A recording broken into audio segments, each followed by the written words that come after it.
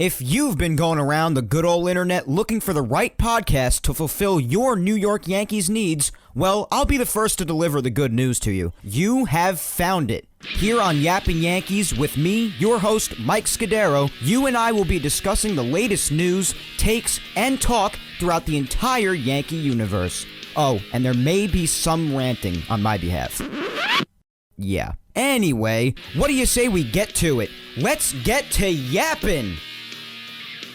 Hello there, my fellow Yankee fans, and welcome to episode 73 of the Yapping Yankees podcast, where we yap about the Yanks and nothing but the Yanks. As always, I am your host, Mike Scudero, here on this Sunday, November 22nd, 2020. Now let's get started by giving our shout out to Grunt Talks MLB and also Ball 9. Ball 9 brings you some of the best baseball content out there. Baseball stories, old and new, articles, roundtable discussions, suggested baseball podcasts like Yapping Yankees, and more. Visit Ball 9's website, ball9.com, and follow them on all social medias at Ball9, and know what you don't know. And of course, our other shout out goes to Grunt Talks MLB. Visit their website, grunttalksmlb.com, to see all of their baseball content and where they feature Yapping Yankees. Also follow the main mastermind behind the website, Darren, on Twitter at Yankee Report 28, and follow them on all social media at Grunt Talks MLB. Special thanks to Grunt Talks MLB and Ball 9 for helping to spread the word every week about Yapping Yankees. And also, guys, do not forget that you can help spread the word about Yapping Yankees every week and stay updated on everything having to do with both me and the Yankees by following me on all social medias too. Follow my Facebook fan page at Mike Scudero NY. Follow me on Twitter at Mike Scudero and on Instagram at Mike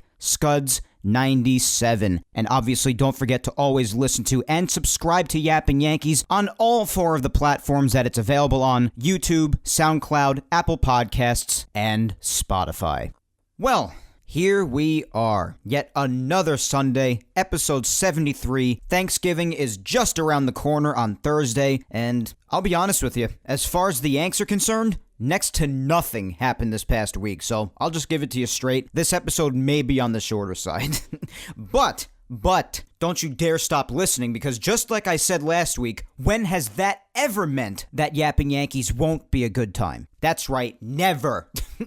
As always, I got a good one ahead for you today. But before we get into today's episode, in light of Thanksgiving in just a few days, I do want to get corny just for a second. So let me just be corny for just a little bit. And honestly, I think in a year as awful as 2020's been, I think we could use a little bit of corny in our lives. So I think it's important for me to just say this really quick. So before Thanksgiving comes around, and I do definitely want to get this out on the show because the next time I talk to you, Thanksgiving will have already passed when I talk to you again next Sunday on the 29th. But with Thanksgiving around the corner, especially in a year, as I just said, that has been as unrepentantly awful as 2020's been, I do think that it's still very important to just reach down deep inside of us and just remember what we're thankful for. And I do want to take this time to reflect on what I'm thankful for. And I can think of a few things right off the bat for me personally. And I think all of us can really reach down deep and find at least one thing to be thankful for in this life. At least that's what I've experienced. There are obviously a lot of people much less fortunate in this life, and obviously I hope their lives turn around as soon as possible. But for me personally, as I've experienced, I think that for each and every person, there's at least one thing to reach deep down inside of us for, to find something that we're thankful for. And for me, I know that I'm thankful for my family, my loved ones, my close friends, and obviously little things on the side that I'm always interested in, like, Star Wars, Marvel, Rocky, even the Karate Kid saga with Cobra Kai going on right now. Season 3's less than a month and a half away, and I'm amped for that. And all the silly side stuff like that I'm thankful for. But in all seriousness, my close family and friends and my loved ones, and of course, I'm thankful to each and every one of you in the Yapping Yankees fan base, and there are plenty of you. And I just want to take this opportunity quickly to just thank each and every one of you. I know I do this every single week ad nauseum, I know that, but that's because I really do think that it's very important to just remind you how much you guys mean to me. Yes, I do this because I aspire to be a broadcaster someday. This meaning the podcast, obviously. And yes, I do this also because I just love talking about the Yankees. But you know what? It makes it that much more enjoyable and that much more special when you have such a loyal and supportive fan base that I do.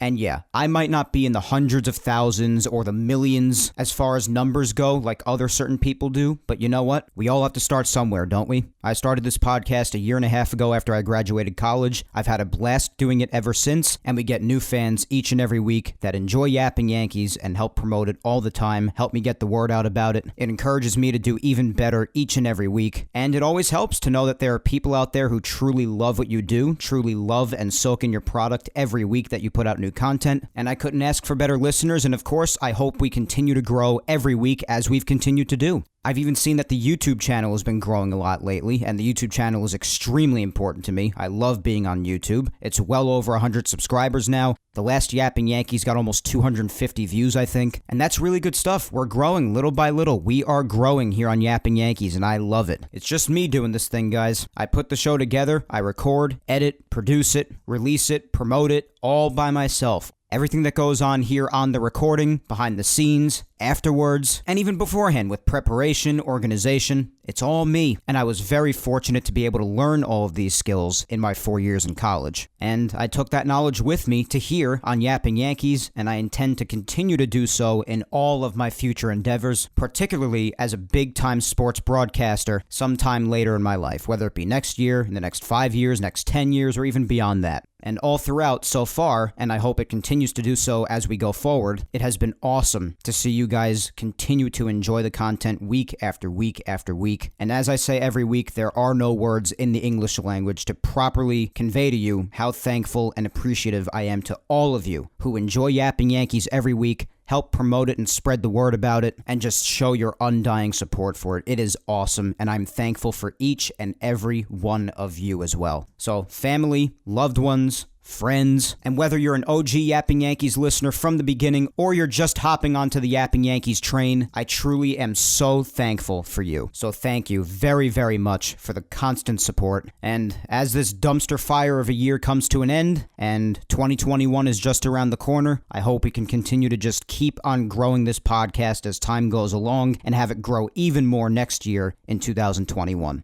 And as I also said before, I really am just trying to remain positive and find things to be thankful for, because in years like this, and we've rarely ever gotten years as bad as this is probably the worst year in generations. So it's extremely hard to be positive at all and really think of many things to be thankful for, especially because of the restrictions for Thanksgiving this year, which obviously we all have our personal feelings about. But regardless, the point is, this year there are so few positives that some people don't even really want to take any time to dig deep down to find any positives or anything to be thankful for, and I can't blame them. This has been an awful, awful year. I mean, I've been coming to you every single week throughout this whole thing since it started. I've been doing this podcast again since May or June of 2019, and we're still going strong here every single week with the exception of missing maybe 2 weeks throughout since I started a year and a half ago. And we've spoken about what the world has been going through, what sports have been going through, and just everything, just every facet of life throughout every step of this horrible, relentless year. I mean, even I have been going through a ton of personal stuff that I haven't revealed here on the podcast. You know, some things are meant to be kept private unless the person wants to make them public. But even I've been going through a ton. We all have been. And at the end of it, with Thanksgiving just around the corner, again, I feel like it's important to at least try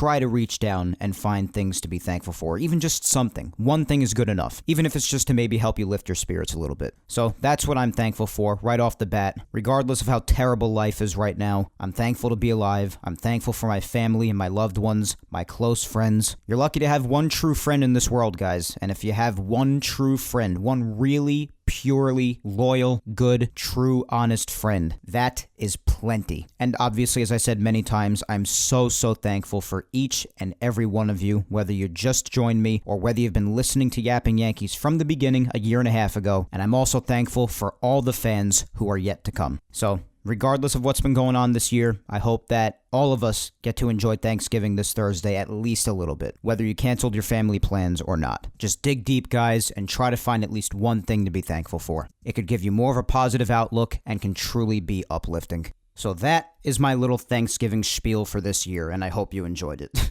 But honestly, I really meant every single word that I said. I really, really did. But what do you say we get to talking some Yanks for today? That's what we're here for, right? And as I said before, this may not be the longest episode necessarily, but we still have some things to talk about, and I obviously have a fun episode ahead for you. We got a fun open response question for our social media segment today. No poll, but obviously we know for the social media, some weeks we do not do a poll. Most of the time we do, but sometimes we don't. And this week is one of those times, and we'll get into that open response question. I'll give you my take on it, and then we'll hear what you guys have to say on Twitter and Instagram. And then in Yankees news today, there are only a couple of things to discuss, really quick things. There was some news about Aroldis Chapman's suspension. Of course, I'm referring to the suspension that came to him from throwing at Michael Brosseau's head in the 2020 season with that 101-mile-per-hour fastball. He was handed a suspension for it by the league. He appealed it. He was given 3 games. And the number of games changed. So I'll mention that in Yankees news. When I saw it, I was just like, all right, well, okay then. But we'll talk about how much the suspension changed in Yankees news, and then we'll also get into some key information that came about this past week regarding the DJ negotiations, because of course, he and the Yankees are still negotiating for him to hopefully re-sign with the team. And there was some information that came out regarding what's going on in the negotiations, from what DJ wants to what the Yankees are trying to push for, and we'll briefly mention that in Yankees news as well. And that's about it for today, because as I said, as far as things actually happening, not much really happened. This open response social media segment coming up is really going to take up a chunk of the episode, but it's a really good discussion regarding the Yankees, so I can't wait to have it. And then Yankees news, will quickly mention those 2 things. Pretty quiet week in this 2020 offseason, and listen, we're destined to have some quiet weeks in the offseason, that's unavoidable, but hey, us content creators, we always come up with things to talk about. So let's get into our social media segment, and then we'll talk about those couple of things in Yankees news. This week's open response question is, outside of re-signing DJ, which area of the team do you think is most important for the Yankees to address going forward? And we're starting on Twitter first, as always. And of course, I also said to give your thoughts down below in the comments of the tweet for a chance at a shout out on the show today. And as I do each week, I got a ton of replies, so I will do my best to get through as many as I can. But first up, my opinion on this question. Now, you've heard me say this basically every single week since the offseason began. And whether I agree with it or not, or sympathize with the Yankees at all, hint, hint, I really don't, and neither does anybody else. But whether we agree with it or not, the Yankees made an announcement that in light of the financial aftermath of the pandemic on the sport from this past season, that the organization is looking to cut payroll underneath $210 million for next season, 2021. And that announcement gave me the sinking feeling that this would be a mainly quiet offseason. I do think that the Yankees will make moves. I've made that opinion clear. I do think that they will do something at least, but I do think that it's mostly going to be a quiet offseason for them, even though they could definitely afford to make improvements on certain areas of the team, and they definitely can. And outside of signing DJ LeMahieu, which we have all established, even the Yankees themselves, or so they say, is the top priority, re-signing him is absolutely, undisputably the top priority, and I will not hear any argument on that. So since we all know that, this question is for a discussion outside of re-signing DJ. And outside of re-signing him, the Yankees, as I said, could definitely use some improvement in certain areas of the team. And this question is asking, which area of the team do you think the Yankees should address most going forward this offseason? Not what you think they'll do, or if you think they'll do it, but what you think they should address most going forward. Which area of the team? Certain characteristics of the offense, maybe even the defense on the field, starting pitching, bullpen, maybe even the coaching staff or management. Any area you can think of in the organization that you feel should definitely be addressed the most. And at this point, in my opinion, the answer is the starting pitching. Now, if you look ahead to what the Yankees starting rotation will look like next year as of now, and as of now in this offseason, Tanaka and James Paxton, as we know, are in free agency. They are on the market, and there's no guarantee that either of them will return. Now, for the record, I do see it possible that Tanaka returns, but I really don't think we'll see James Paxton in a Yankee uniform again. But let's just say, for the sake of this scenario, that neither of them return, neither Paxton nor Tanaka. The Yankees let them both walk and they sign elsewhere. Other than Garrett Cole, which guy in the rotation can you really rely on next year?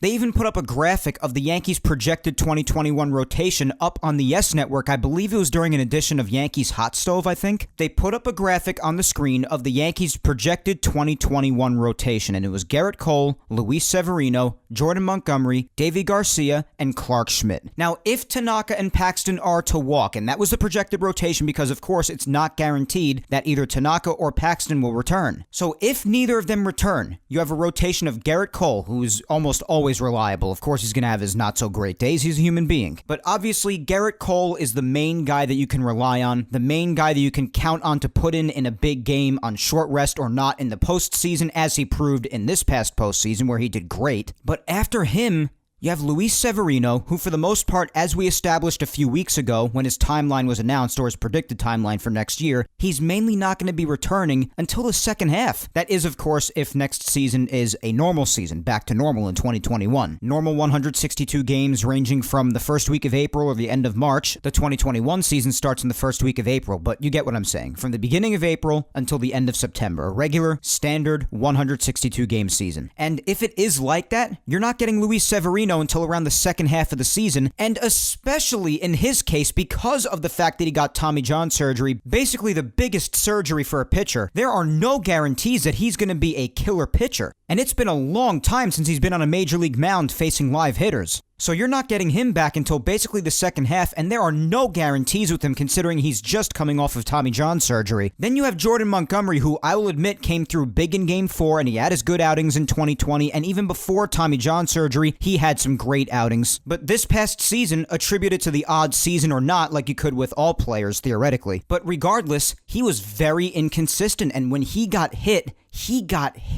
like rocked. So can you always rely on Montgomery, even though, of course, he has his good starts every now and again? That has you feeling a little unsure. Then you have Davy Garcia, who I will gladly admit, and I really talked him up a lot this year too because he really pleasantly surprised me and everybody else in the Yankee community. Other than that start at Fenway, he had a fantastic season in his first Major League season at age 21 in a never-before-seen, hectic, unique pandemic season. He was great, and you cannot say enough about the kid. But naturally, not only because he's young at the age of 21, some teams got to look at him already, and because of a potential sophomore slump, as they put it, can he repeat that dominance in 2021?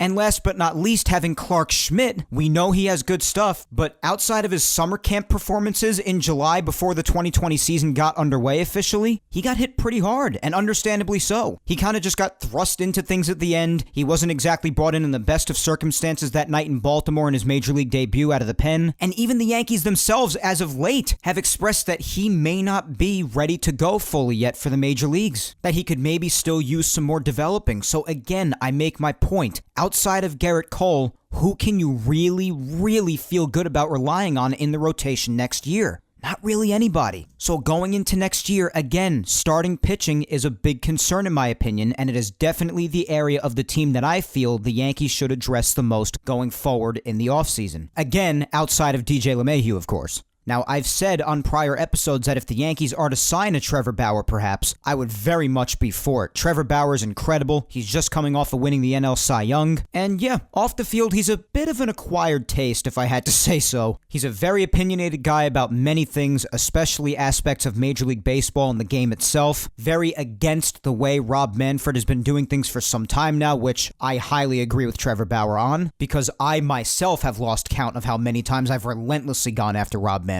But Bauer is a very opinionated individual, and honestly, you would either end up loving him or hating him if you don't already do one or the other. But regardless of his off-the-field opinions, when it comes to talent strictly, I would love him on the Yankees because he is a phenomenal pitcher. The other thing the Yankee fans were worried about is some past beef that he may or may not have had with Garrett Cole, but Trevor Bauer's taken to social media a lot lately and has said that he doesn't have any beef with Garrett Cole. He's said that multiple times both on social media and to the media. So that's good. So again, even though he is a bit crazy even on the field with the gestures he does and everything, and the fact that he's a very opinionated guy off the field, which, hey, I'm not holding against him. I happen to agree with many of the things he says, especially when it comes to Rob Manfred. And like the rest of us, he's entitled to his opinion. Talent-wise, though, he would really solidify the top of the Yankees rotation, and I really think he would do great things here. He's also just so great at marketing himself and getting everybody to talk about him. He's been teasing basically every fan base on social media about which team he's going to go to and getting all the fan bases riled up about it. He's a wild guy. He really is. So getting someone like him could definitely end up helping the starting rotation big time. And then maybe if the Yankees were to re-sign Tanaka, at a reasonable price, of course, because if he asks for the moon and the sun, I don't know, I might let him walk. But if it's within the Yankees' control to get him back, I would definitely re-sign him. And if you got him and Bauer and Garrett Cole being the top three of that Yankee rotation before Sevy comes back, of course, then you could add Sevy to the top of that rotation and make it even more dominant. Granted, of course, he does come back pitching like the Sevy we know in the second half, in which case the rotation would probably be Garrett Cole, Trevor Bauer, Severino, and then Tanaka, and then maybe number 5, you put Davy Garcia. That's a pretty damn good-looking rotation. But again, as we've mentioned so many times, since the Yankees are cutting payroll and seemingly crying poverty in many areas and doing all they can to save their money, I do not think that Trevor Bauer will come to the Yankees, but I'm just saying which area I do think should be addressed the most and how I think it could possibly be addressed. So that, as I do every week usually, is my long explanation on my take for this week's social media segment. And I am just realizing now that we are 20 minutes into the episode already. Damn. Let's get right into those Twitter replies. Up first today is at J_Torres Messias E, and he says, there's no doubt that besides DJ LeMahieu, the priority should be to address the pitching woes. 2 more really strong starters and an elite arm to the pen. They should also look for a left-handed hitter with power. Well, yeah, I agree about the starters. I'm not sure they'll do so much to get 2 more strong starters, let alone 1. But I do agree about the need for starters, and also out in the pen, yeah, another big arm out in the pen would be good. I think it's fair to say that the Yankees definitely felt the sting of Tommy Kahnle's loss this past season, a huge arm out in the bullpen, and at times I think they definitely felt his absence. So getting another arm out there too might be helpful, and yeah, another left-handed hitter. Obviously, a lot of people always mention the need for the Yankees to get another left-hand hitter. Some people have brought up Michael Brantley, left-handed, plays the outfield, really puts the bat on the ball. But yeah, that's a lot of areas that need addressing, but unfortunately, again, since the Yankees are announcing they're cutting payroll, I'm not sure they're going to do that much. But I definitely see why you said all those areas. They could certainly use improvement in all those, at least a little bit, I feel. Up next is at SirGerm88, and he says pitching.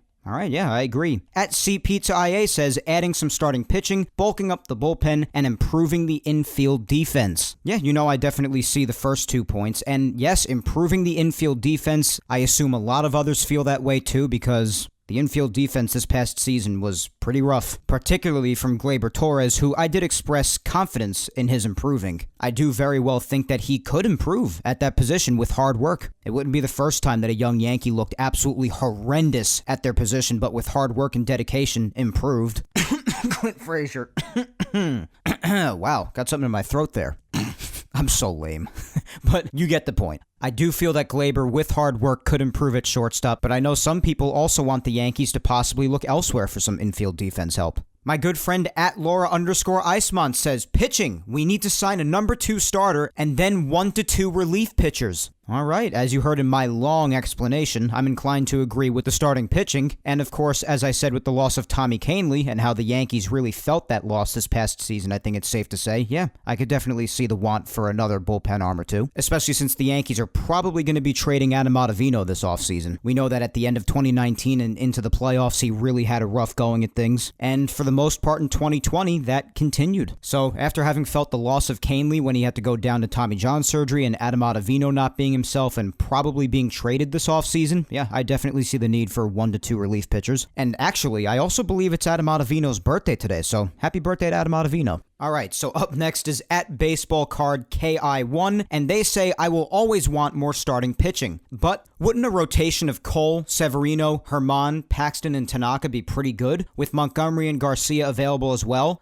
I'm also in the very small camp that would like to see Loaisiga get a chance at a start. Well, first off with Loaisiga, with the way that he did in certain moments of the postseason and just how I've observed that he's done in certain scenarios, actually most of the time for that matter, I'm not sure he's earned a start in the rotation, let alone even being put in a game out of the bullpen in a bigger situation. Loaisiga's got some work ahead of him to do. I mean, he's been used in the opener role occasionally, and I guess they could use him in that role for whenever they really need to, but I'm not trusting Loaisiga with too much these days. As for the rotation you mentioned, yeah, that would be pretty good, except for after Cole, again with Severino, as I said, he's not coming back until basically the second half, and who knows what he's going to be like after that. Herman is way too big of a question mark, for obvious reasons that I don't even need to explain, both in his personal life and he hasn't been on a major league mound in a long time. James Paxton, although we've definitely seen him when he's on the money, and when he's on the money, it is really hard to even put the bat on the ball at all against him, but his health is a concern. And what about the velocity drop? Would that go away next year? Would he get his velocity back? And Tanaka would be fine, as he usually is. He would have his really good starts and his not so good starts. He's a big-time workhorse, though, and a very respected veteran. Especially in times of injury, he's usually one of the few that's still always there. Whatever the Yankees ask of him, he always goes out there and gives it his all and does his best. Very hard on himself, very, very critical of all of his performances. And as I said, he's a workhorse. But yeah, while that would be good if it worked out, there are a great deal of question marks with a lot of those names there. And even Montgomery with the inconsistency, and Garcia, although he was fantastic in 2020, could he repeat that?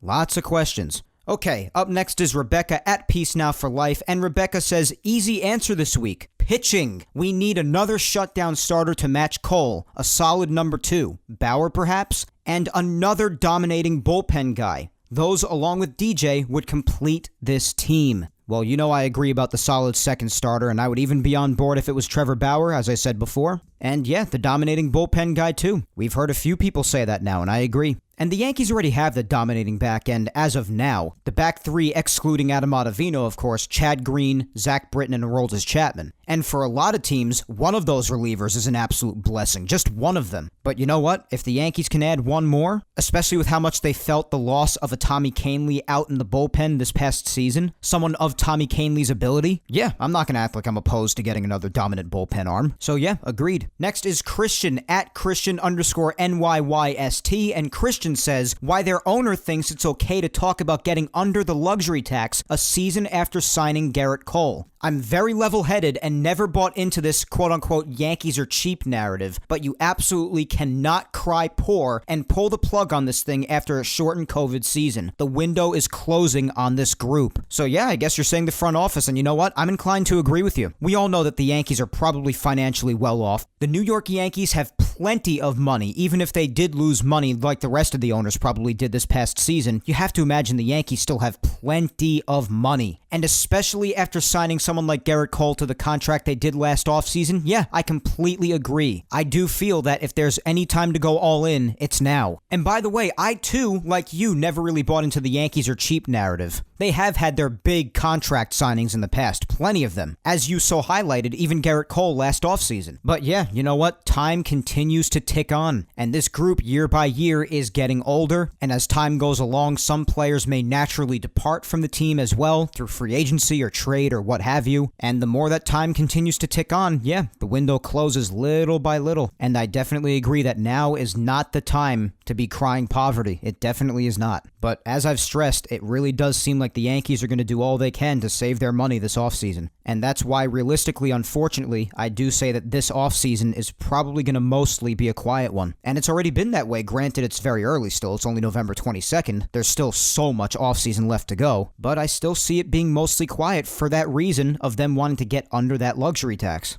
But yes, Christian, I completely agree with what you said. Up next is at Laker477, and he says the most important area that must be addressed by the front office is pitching, both the starting rotation as well as the bullpen. The Yankees must add a frontline starter and one or two quality relievers. Well, as I said with prior replies that echoed similar thoughts, I am inclined to agree with both of those. At Julian Gayarte 1 is up next, and Julian says pitching for sure. Need one or two starting pitchers and one or two relief pitchers. I'm a big Bauer guy, but I know the Yankees won't get him. Again, echoing many of the prior thoughts with starting pitching and even the bullpen, and even echoing my thoughts about Trevor Bauer. I would definitely like him on this team too. I think he would be a good fit, and I definitely think he would do a great job in solidifying that top 1-2 punch at the top of the rotation alongside Garrett Cole. But because of the Yankees' announcement about their payroll and how strictly they seem to want to save money this offseason, I too, as I said before, believe that they will not be getting him. But with the bullpen too, yeah, a lot of people have also said that, and I'm also inclined to agree. Another arm or two in Tommy Kahnle's absence, and especially if Ottavino is to be traded too, would be very nice out there. At Savage Empire Pod says, starting pitching. Get Bauer. Stop being cheap. Cheap closes this window. Spend when you need to. Very interesting. More thoughts on the window closing. But yes, I agree with your comment. You know that I too said starting pitching. I also mentioned the possibility of getting Bauer, even though I don't think that they realistically will, and that I do think that this is truly the time to go all in. At Kylie6464 says, I feel like there's more work to be done on the inside. We have great players, but maybe the coaching is the real problem.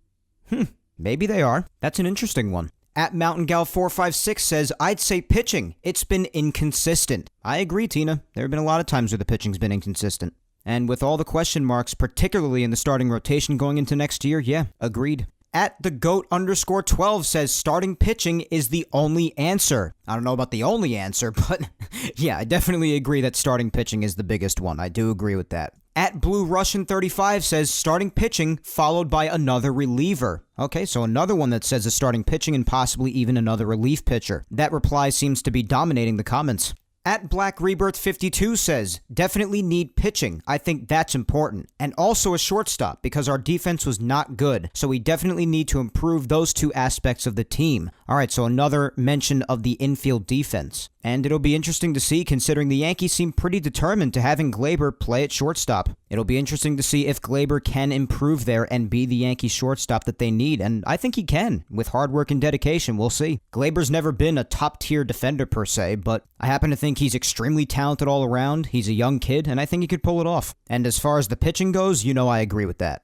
At Yanks Bar says, 2 starters and a reliever, though I don't know where all that money's coming from.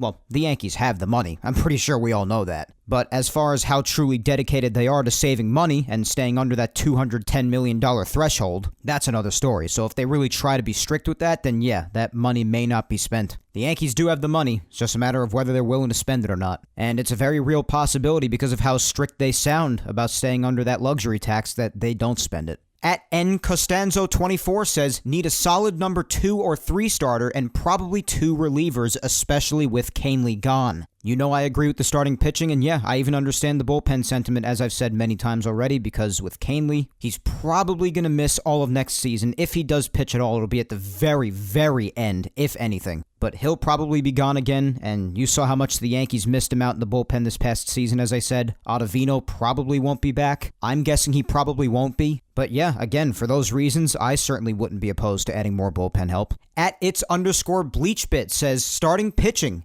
Outside of Cole, I have little faith. Herman and Severino could be huge coming back, but missing so much time could really hurt them. Yeah, let alone with Herman, also how big of a question mark he is because of what happened in his personal life. And if people come down hard on him for that, is he going to be able to pitch to the best of his ability? Will it get to him? Basically the mental aspect of it. That paired with how long he's been out, yeah, you're absolutely right. And the same goes with Severino. After being out for so long, having basically the biggest surgery a starting pitcher could get in Tommy John, there are no guarantees. As I said earlier, there are a lot of question marks, and that's why I too think the starting pitching is definitely the biggest aspect of the team that the Yankees should address going forward. At Devin Flodman says signing Gardy. All right, that's the first signing Gardy comment we've gotten. All right. I'm not sure that that's at the top of anybody's list, but yeah, listen, some people want Gardy back. We spoke weeks ago about the role that I would like to see Gardy back in. I don't think he should be out there in left field every day anymore, like the everyday outfielder, but I think he's good to have there for whenever you need him, maybe to sub in, or if injuries strike again. Definitely for his veteran presence and leadership, and for that reason, they should definitely sign him back for significantly less than his prior contract was for.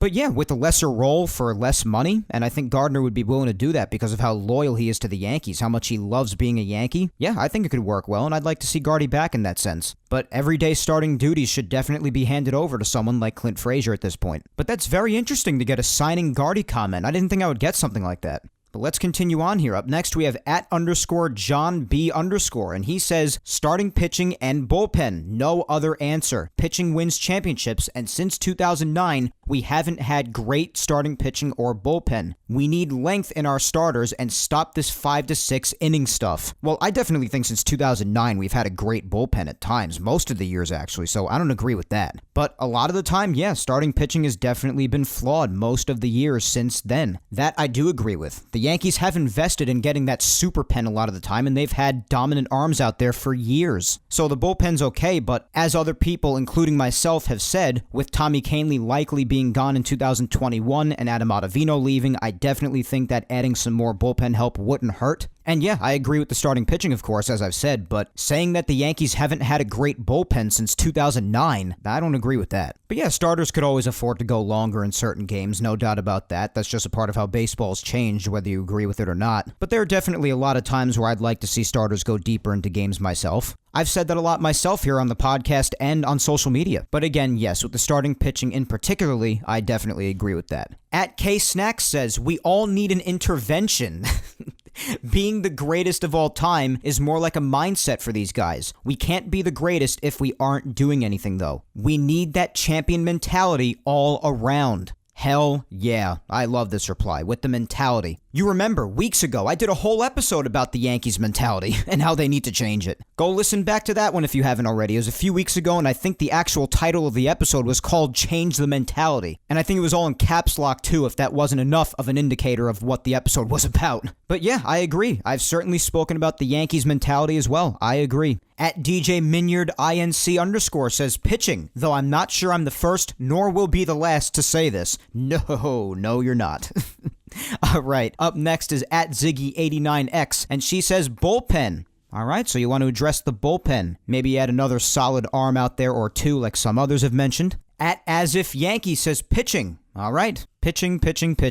At Matt Riley01 says, need another starter and getting some contact and speed bats. If World Series champs show us, it's that home runs, contact, and speed are keys to each team winning. That's true. You need a little bit of all of those. You got to balance it. What do I always say? Balance. Got to balance all aspects of the game. If your lineup has balance, if your rotation has balance, incorporate all of those aspects as well as you can. It's going to be a recipe for success. I agree. Easier said than done, though. And of course, in the Yankees case, you got to be willing to open the wallet and spend the money. At Yankees Guy 93 says, starting pitching without question. Every season, we have a few guys that get banged up throughout the season. We need a couple of more quality arms. Yeah, between that and as I said before, the projected 2021 rotation as of now, there are a lot of question marks. Yeah, another quality arm or two could definitely help things. And please, let's just keep our fingers crossed that for next year, if it's a normal season again, or just any season at all, let's all of us just get into like this big prayer circle, and let's just get some like wild voodoo magic to just wish the injury bug away. Because that's basically the only hope at this point, or so it seems, that the injuries will not strike again next year and in future seasons.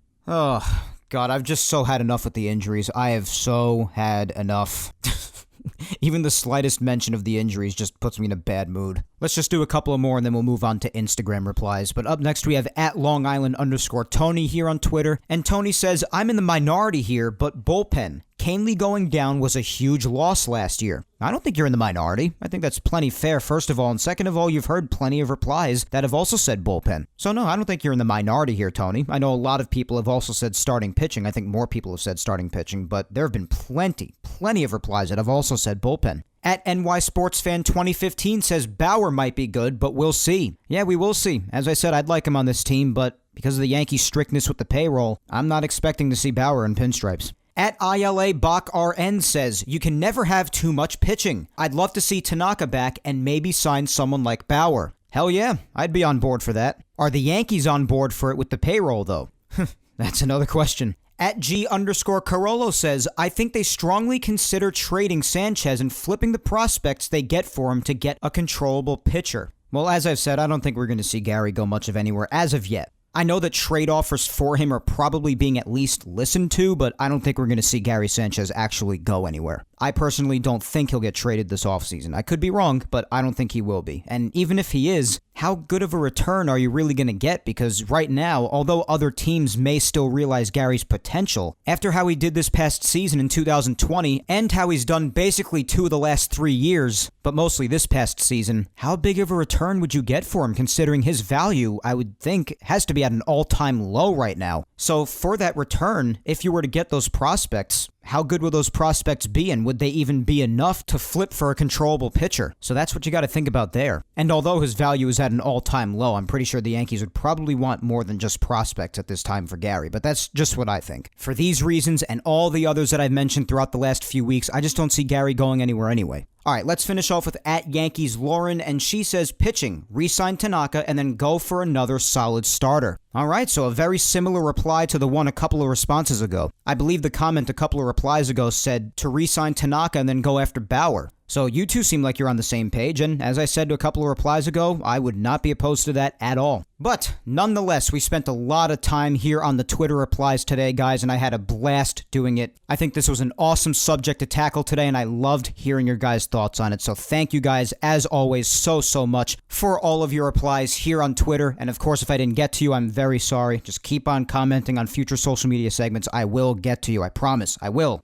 So before we end today's social media segment, let's get on to Instagram and see what a few Instagrammers had to say for the very same question. Again, the question was, outside of re-signing DJ, which area of the team do you think is most important for the Yankees to address going forward? So let's hear a few replies here on Instagram, and then we'll get through those couple of things in Yankees news regarding Chapman's suspension and the little news that came out about the DJ negotiations. First up here on Instagram is @Sayesh2914, and he says starting pitching. Alright, so the starting pitching desire continues here on Instagram. Let's keep going. Up next is Sheba Husky Lover, and they say rotation. They have poured too much into their bullpen in recent years in an effort to build a super pen like the 2015 Royals. Time to build a super rotation, but unlikely to happen since they're cutting payroll. Well, as I said to that other reply on Twitter that said that they haven't really had a good bullpen since 2009, which I know is not what you're saying, but with what he said, I disagreed, as you heard earlier. But I'll say a similar thing to that. I do definitely think the Yankees have had a super pen since 2009, and it's been really effective most of the years. It really has been, but other aspects of the team a lot of the time have led to their failures. And in many of those situations, I don't think the bullpen is to blame for that. But yes, another person saying that the starting rotation is paramount, and yeah, having a super rotation, that'd be awesome.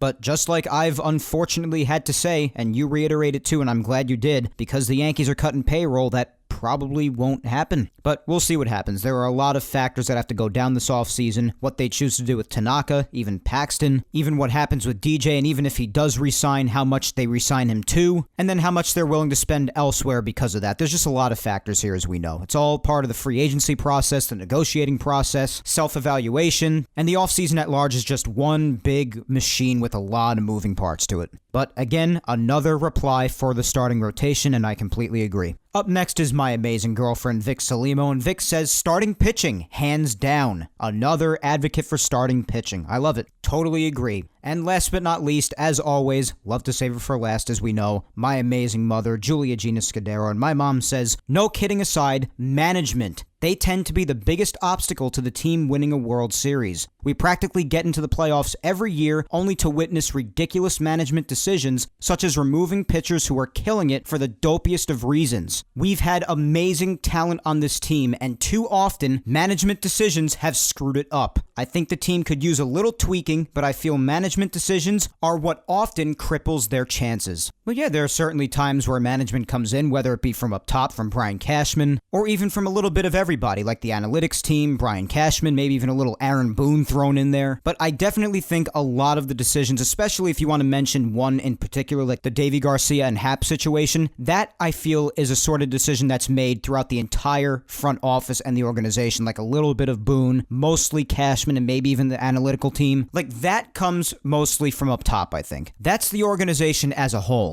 And I think that most decisions are like that. Maybe except for like a couple of in-game decisions here and there, maybe Aaron Boone has most of the say. Maybe. And you have to imagine that he even consults the coaches standing next to him for a particular decision he wants to make. Maybe he consults the hitting coach, Marcus Timms, for a pinch hitting situation, or maybe he consults the pitching coach, Matt Blake, for bringing in certain guys in certain spots in the game. But there's no doubt that primarily, the decisions are coming from up top. We've spoken all about this. There's no need to go in-depth on this all over again. But regardless of where it's coming from, I do see where you're coming from, Mom. You do think that in key situations, especially in the playoffs, that the decision-making really does hurt them at times. And in the past, sure, that has happened. Even outside of the Yankees, some people will even say the same about the Rays in this past World Series against the Dodgers with removing Blake Snell early. So yeah, I don't blame you for going down the management route, and from watching many games with you, of course, I do know that whenever a bad decision's made, you are definitely very vocal about it. But you're not the first one to mention some sort of position within the organization or some general idea within the organization. Throughout these replies, we heard about the mentality. Someone said coaching, the owners with the luxury tax. So yeah, some people have said within the organization or up top. So you're not alone as far as tackling problems that aren't on the field. So definitely an interesting reply. As were all of your replies, both on Twitter and Instagram. All awesome to hear from, as always, every single week. And as I do every single week, I want to thank each and every single one of you for taking the time to join in on the fun with this week's Yapping Yankees social media segment. As I also say every week, just be sure to keep on replying each week. If I didn't get to you, I promise I will do my best to get to your reply in the future. But otherwise, you know how I feel about the social media segment, guys, whether it be a poll or an open response like this one. I just love hearing from you guys. It's a big part of the show, especially a big part of this episode today. As I said, a huge chunk of it would be this segment, and I'm glad it was because I think there was a lot of good discussion here, a lot to take away from it, and I love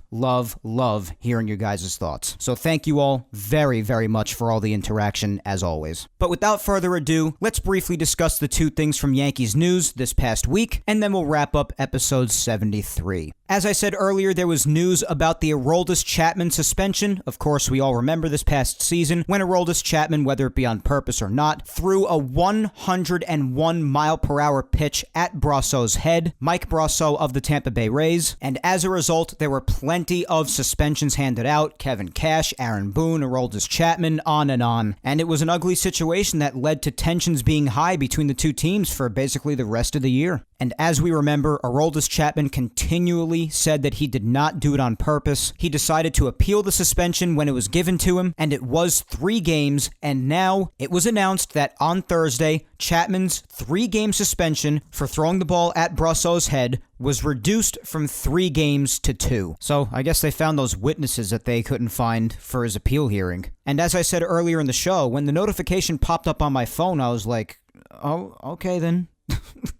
I mean, that whole situation was crazy to begin with. It was so hectic and got so many people talking. And regardless of whether Chapman did that on purpose or by accident, and I've said this many, many times, 101 miles per hour to the head, that's scary. It really is. I can't imagine seeing that come at you. We've seen Chapman be wild before, but we also know that he has a fiery personality. He really gets dialed in when he's on the mound. He throws really, really hard and gives it his all. And he sweats without even throwing a pitch sometimes.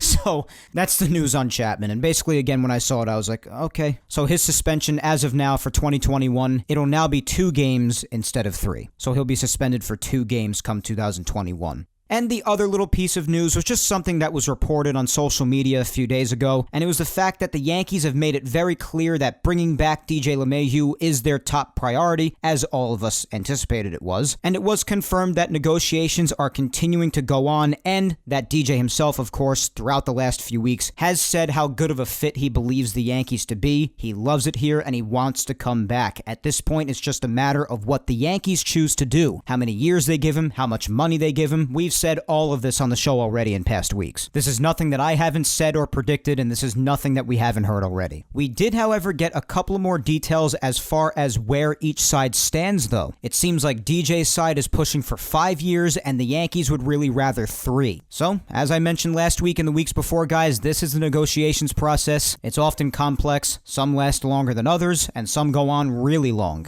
But that's basically where each side stands right now. Maybe DJ takes the 3, maybe they settle on 4, or maybe the Yankees give him that 5th year. But I think DJ's side will end up remaining strong for at least 4 years. I don't think they'll settle for 3. And I do think that as far as money's concerned, I think DJ will take a little less money than maybe some teams are offering him in order to stay here. He really loves it on the Yankees. He said as much. I'm not saying he would take a monster discount, but I think he would take a little bit less just to stay here. So if it just ends up coming down to like 1 year and the Yankees are willing to go 1 more to that 4th year, that'd be great if DJ and his side agree to that. But If DJ's side is really adamant with the 5 years, honestly, the Yankees have to give it to him. Even if the back end of the contract doesn't work out the last year or two, you bite the bullet there because right now, as of now going into 2021, without any doubt, no debate, the right move is to sign DJ LeMahieu back. Re-sign the man. And as far as earning an extra year than what the Yankees may be willing to do, if they settle at 4 and DJ really wants 5, then I'm sorry. With everything that DJ has done for this team, he has earned getting that 5th year. In this case, you give it to him. He is too important to let go. We've established this for weeks now that we've been talking about DJ. It goes without saying that he is one of the most important components of this entire team. So, I hate to say it, Yankees, but if the only difference between what you each want and the only thing separating DJ from coming back here is 1 year, or if it's maybe within like $5 million or so, it's time to bite the bullet, give the man what he deserves, and ensure his return to the Bronx. Do not cry poverty, and do not let 1 year be the only difference maker and the only thing separating DJ from returning to the Bronx, because a lot of Yankee fans, especially if DJ goes to another team, if he walks and goes to another team and continues the success that he's had, or maybe even more so somehow, there are going to be a lot of Yankee fans, including myself, who do not forgive you for it.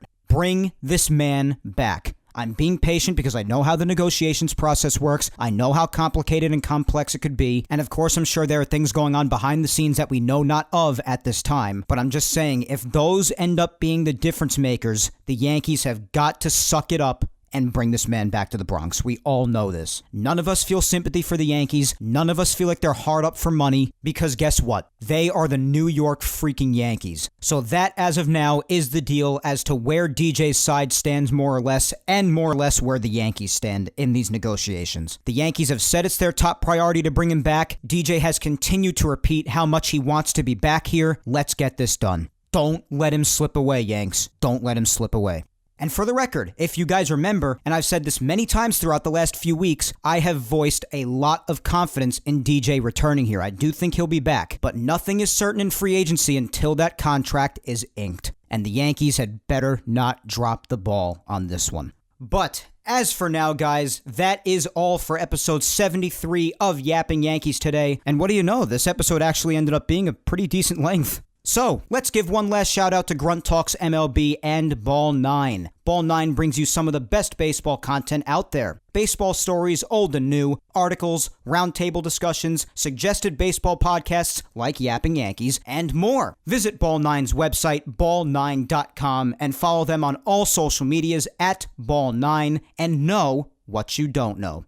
And obviously our other shout out goes to Grunt Talks MLB. Visit their website, grunttalksmlb.com, to see all of their baseball content and where they feature Yapping Yankees. Also follow the mastermind behind that website, Darren, on Twitter at Yankee Report 28, and follow them on all social media at Grunt Talks MLB. Special thanks to Grunt Talks MLB and Ball 9 for helping spread the word every week about Yapping Yankees. And do not forget, guys, to be sure to follow me on all social media so you can keep up on the latest having to do with me personally, along with the Yankees and Yapping Yankees announcements, content, and Twitter and Instagram social media segments every Saturday. Follow my Facebook fan page at Mike Scudero NY. Follow me on Twitter at Mike Scudero and on Instagram at Mike Scuds97. And I would also really appreciate it, guys, if you took the time to hit that subscribe button on the Yapping Yankees YouTube channel. As I mentioned earlier in the show, that channel continues to grow and grow. Just keep on helping it. And be sure to subscribe if you haven't already. And also subscribe and always listen to Yapping Yankees on SoundCloud, Apple Podcasts, and Spotify as well. And while you're at it, listen to the past Yapping Yankees episodes that you've missed. Episodes 34 up to episode 73 today are available on YouTube, and all Yapping Yankees episodes, including today's, are available on SoundCloud, Apple Podcasts, and Spotify. Yapping Yankees is available on all 4 of those platforms, so do help spread the word, guys, and tell everyone you know to listen to Yapping Yankees. Once again, thank you 3000 for listening to me yap today. I am Mike Scudero, and I will talk to you next Sunday, November 29th, when I come at you with episode 74 of Yapping Yankees.